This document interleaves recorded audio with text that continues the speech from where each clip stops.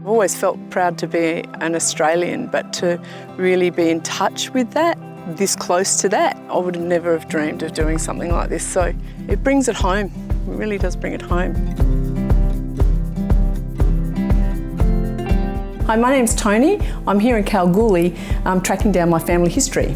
My mum passed away a couple of years ago and I found some photos. I know from my mum's photos there's a horse and a guy standing alongside a horse.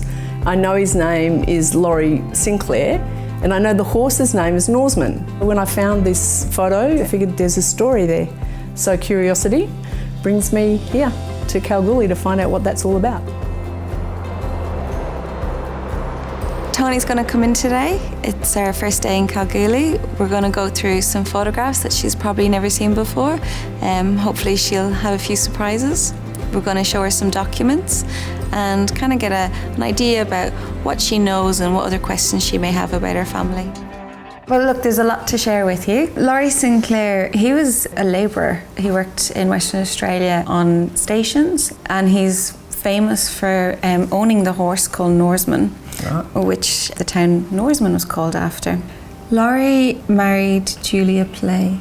So Julia is the connection here. So Laurie Sinclair then would be my great grandfather. Oh, wow, okay, that's not as far.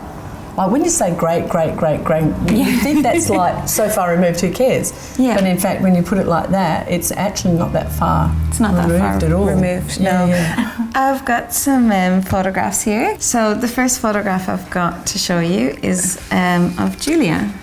Wow, she looks like my sister. Yeah. I'm looking at you and I'm looking at... Yeah, wow. So she's your great-great-grandmother. That's fascinating. And here we have a photo of great-great-grandfather Laurie Sinclair. This is the man. This is the man him. at the moment. Wow. Check out. Oh, man. Very handsome, isn't he? Yeah. He's good looking. So this and photo... he's got smaller ears than she has.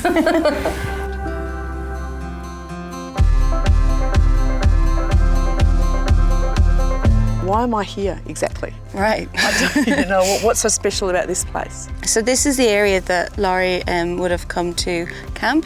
Yep. That time he was travelling from Coolgardie to Esperance. They would have camped overnight. The story goes that the horse had a lame foot, right. So he would have tended to Norseman, the horse, yep. His hoof, and he would have found a lump of gold or gold-bearing ore. Oh, okay. So when you say, okay, so it would have been a chunk of metal, like a rock. It'd be a rock. You're probably wondering what it would have looked like. Yeah, I've got something to show you. Have you? Yes.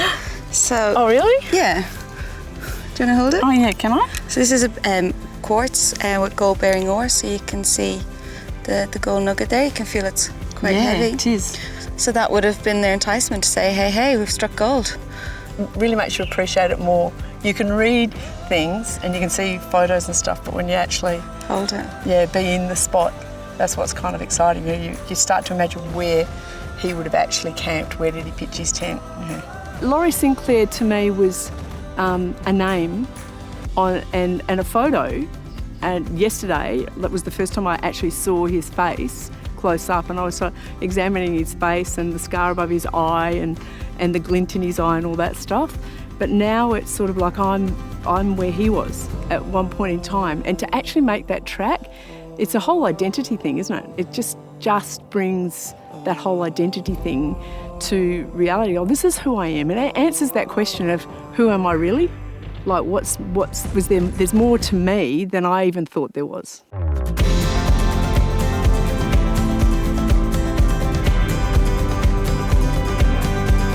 To finally be here, feel a little bit more grounded, and I think if I was to travel through this town before now, I would have just like not noticed a whole heap of stuff, but I'm picking up on things that, the signs and the horse. You can't miss the horse. So yeah, it's been an experience.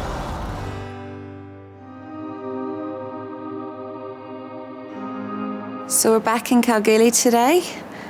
We're going to head to the Museum of the Goldfields and I'm going to show Toni something pretty special. So we're going to have a look at some beautiful objects. So I'm going to introduce you to item number 6. Beautiful brooch, isn't it? Yeah, what is that? Norseman brooch. Blue finish and bearish with gold, granulation, rubies and a hard fresh pearl colour. Belonged to Julia. Oh!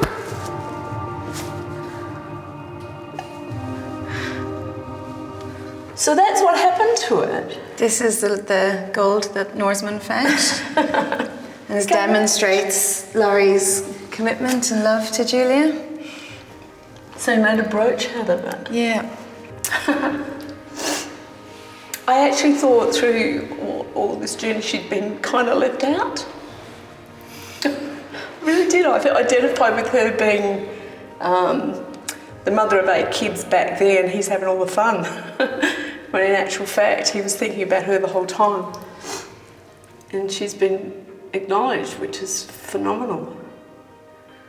This started out just being, okay, yeah, so we're going to find out about a horse called Norseman and Laurie Sinclair. And it was like a really simple concept that certainly didn't have any emotion around it. Don't know the guy.